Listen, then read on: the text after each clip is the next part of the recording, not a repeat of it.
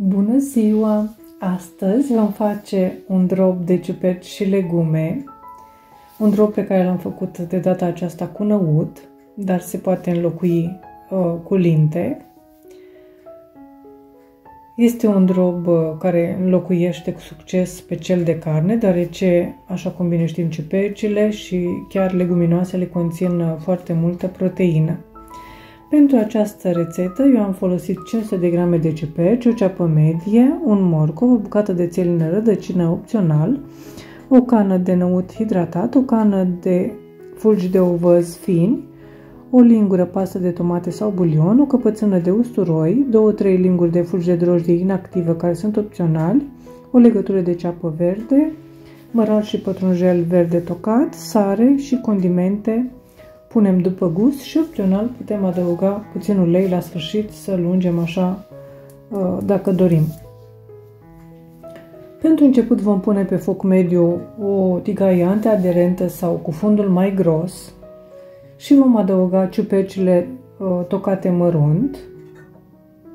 Eu le-am tăiat cu cuțitul, o ceapă medie tăiată mărunt, un morcov la fel l-am tăiat mărunt cu bulețe, dar puteți să-l dați pe răzătoare, și o bucată de țelină rădăcină care este opțională.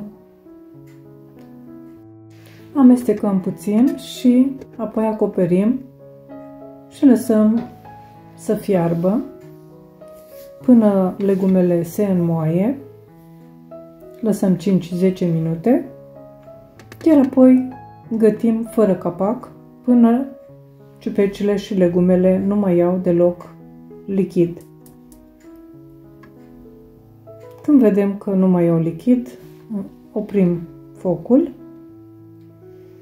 și reîncălzim cuptorul la 170 sau 180 de grade Celsius. Transferăm ciupercile și legumele gătite într-un bol ca să se răcească puțin. Iar apoi adăugăm o cană de năut pe care l-am hidratat, iar apoi l-am blendat cu jumătate de cană de apă. Puteți înlocui acest năut cu o cană de linte, la fel hidratată și blendată cu jumătate de cană de apă. 2-3 linguri de fulgi de drojdie inactivă, nu se confunda cu drojdia obișnuită.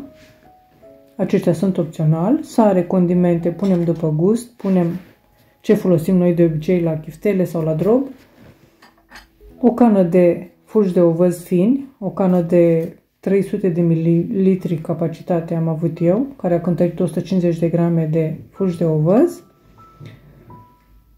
mărar și pătrunjel verde tocat, o legătură de ceapă verde la fel tocată mărunt,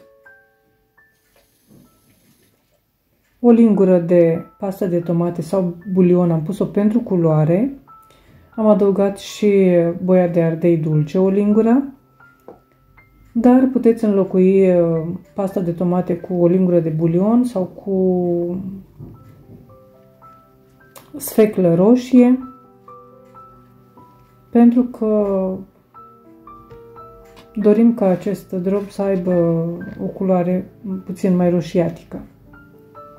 Amestecăm foarte, foarte bine aceste ingrediente, gustăm de sare, de condimente, să vedem dacă ne place gustul.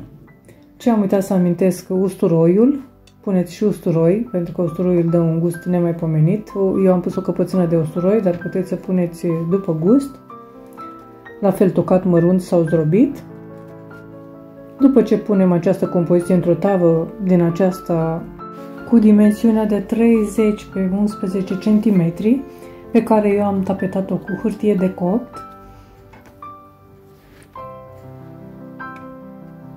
am introdus-o în cuptorul preîncălzit la 170 de grade pentru 45-50 de minute, acum depinde de cuptor. Eu am un cuptor electric pe care l-am încălzit sus și jos. Când robul este gata, îl scoatem din cuptor, îl mai lăsăm în tavă aproximativ 5 minute, apoi îl răsturnăm pe un fund de lemn sau pe un grătar,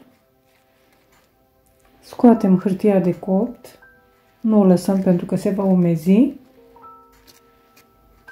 și lăsăm acest drob să se răcească complet. Nu-l tăiem înainte de răcirea completă pentru că se va sfărâma. Apoi îl putem servi. Este delicios, zic eu. Eu vă doresc poftă bună, vă mulțumesc pentru vizionare și vă aștept la o nouă rețetă data viitoare. La revedere! O zi bună!